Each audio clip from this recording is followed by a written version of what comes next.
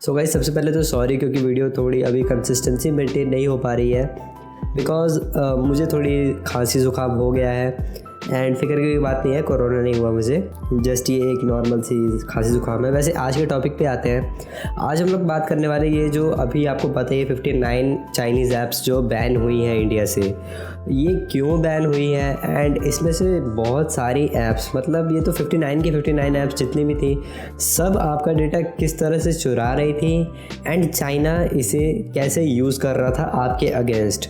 So without wasting any more time, let's get started. So guys सबसे पहले तो बात करते हैं कि मतलब इतने सारे इंडियंस थे मतलब जो कि टिकटॉक के पीछे पड़े हुए थे एंड किसी को कोई फ़र्क नहीं पड़ता था। अगर किसी को पता भी रहे कि हाँ चाइनीज़ हमारा डेटा यूज़ कर रहे हैं, वैसे मुझे पहले ही पता था कि ये सब जो भी चाइनीज़ ऐप्स हैं ये हमारा डेटा यूज़ कर रही हैं। बिकॉज़ ये अब मैं इसलिए सोचता था क्योंकि जब अगर हम चाइना की बात करें तो चाइना के अंदर आप देखोगे कि कोई भी ग्लोबल सर्विस चलती ही नहीं है। फॉर एग्ज़ाम्पल वहाँ पर यूट्यूब नहीं चलता, ना ही फेसबुक चलता है, ना ही गूगल चलता है एंड ना ही व्हाट्सएप चलता है। तो मतलब उसका वर्ल्ड से कोई कम्युनिकेशन रहता ही नहीं है। और जैसे कि टेक बनर ने भी अपनी पहली वीडियो में किसी ने बताया हुआ है कि चाइना जाने के बाद का चाहे आप मोबाइल डेटा यूज़ कर रहे हो या फिर आप कोई ब्रॉडबैंड कनेक्शन और वाईफाई यूज़ कर रहे हो, तो फिर भी आपको यूट्यूब वगैरह की सर्विस नहीं मिलेगी वहाँ पर इन सब के ऑल्टरनेटिव हैं।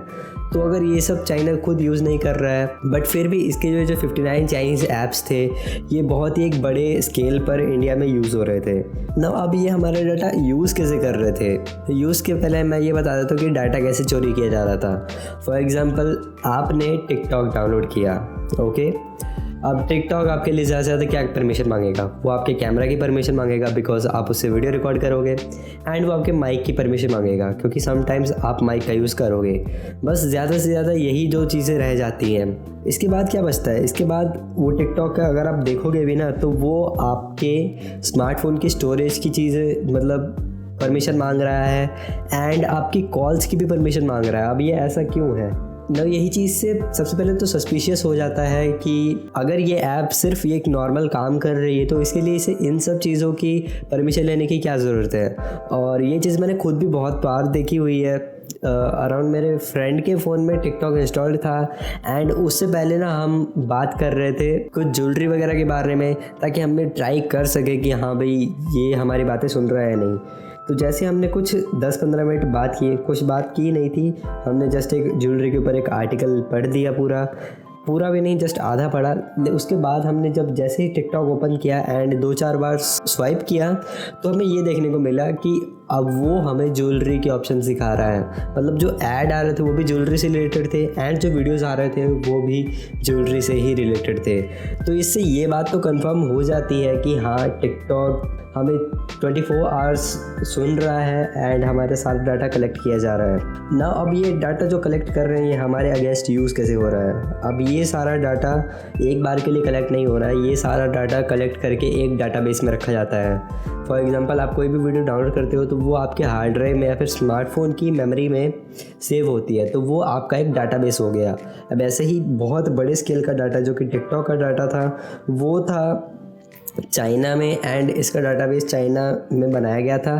तो वहाँ ये कैसे यूज़ कर रहे हैं। फॉर एग्ज़ाम्पल अब बेसिकली इतना तो पता चल गया है कि ये इतना सारा डेटा, इतनी सारी चीज़ें हमारे बारे में पता कर रहे थे ऐप्स, तो चाइना को विच मीन्स ये भी पता होगा कि हमारे इंडिया में कितना ज़्यादा यूथ है एंड यूथ कितना ज़्यादा फिट है या फिर नहीं, हम कहाँ जा रहे हैं, कितने स्टेप्स ले रहे हैं दिन के, उनको सब पता चल जाता है इससे। तो इन शॉर्ट ये जो इनिशिएटिव गवर्नमेंट के द्वारा लिया गया है ये बहुत ही ज़्यादा अच्छा इनिशिएटिव है एंड मुझे इससे कोई भी दुख नहीं है। And most of the TikTokers जो कि कह रहे थे कि उनका प्लेटफॉर्म चला गया, मैं तो उन्हें यही कहना चाहूँगा कि आपको कोई दुख नहीं होना चाहिए क्योंकि ये प्लेटफॉर्म आपके लिए अभी के लिए तो नुकसान नहीं दे रहा था, बट अगर इसे लॉन्ग टर्म में देखा जाए तो ये बहुत ज़्यादा बड़ा नुकसान था। और इन्हीं में से कुछ ऐप्स के मैं नाम ले लेता हूँ। For example Helo, share it, UC browser, Vigo video, beauty plus, club factory and news dog, UC news, VMate etcetera.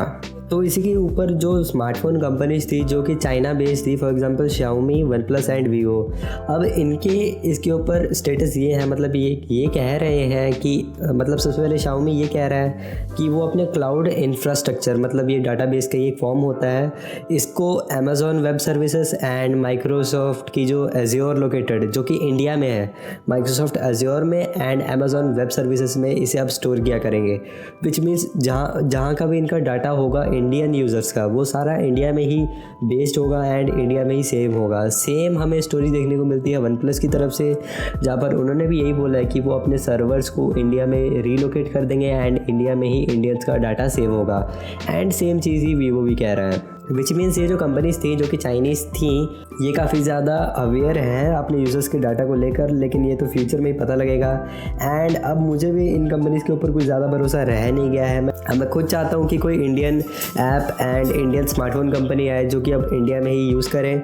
लेकिन ज़्यादातर टाइम ये होता है ना कि इंडिया में 90% ऑफ स्मार्टफोन्स बन सकते हैं, मतलब स्मार्टफोन का 90% इंडिया में बना जा सकता है, लेकिन जो 10% बचता है, फॉर एग्ज़ाम्पल प्रोसेसर, अब प्रोसेसर इंडिया में अभी के लिए तो नहीं बन सकता, बट अगर लॉन्ग टर्म में देखा जाए, फॉर एग्जांपल 3 या फिर 4 साल, तब हम देख सकते हैं कि हाँ इंडिया में भी प्रोसेसर बनेंगे। एंड इंडिया में पहले से ही वैसे प्रोसेसर बन रहे हैं जिसका नाम था शक्ति प्रोसेसर, जो कि इंडिया में बने थे पहले। और अगर इस इनिशिएटिव में इसरो या फिर कोई और बड़ी कंपनी अपना योगदान दे तो ज़रूर से ज़रूर हम प्रोसेसर भी इंडिया में बना देंगे, फिर हम कम्प्लीटली एक पूरा स्मार्टफोन इंडिया में बना सकते हैं एंड मैन्युफैक्चर कर सकते हैं। सो मेरे ओपिनियन की बात करें तो इन सारे ऐप्स के बैन होने से कुछ खास फ़र्क नहीं पड़ता है, उल्टा ये हमारी ही भलाई थी। एंड मुझे काफ़ी ज़्यादा प्राउड फील होता है कि गवर्नमेंट ने ये इतना बड़ा इनिशिएटिव उठाया एंड इन सब ऐप्स को बैन किया, बिकॉज मैं पहले से ही चाहता था कि ये ऐप्स बैन हो। सो यही थी आज की वीडियो। अगर आपको वीडियो पसंद आई हो एंड वीडियो थोड़ी इन्फॉर्मेटिव लगी हो तो अपने फ्रेंड्स एंड फैमिली के साथ ज़रूर शेयर कर देना।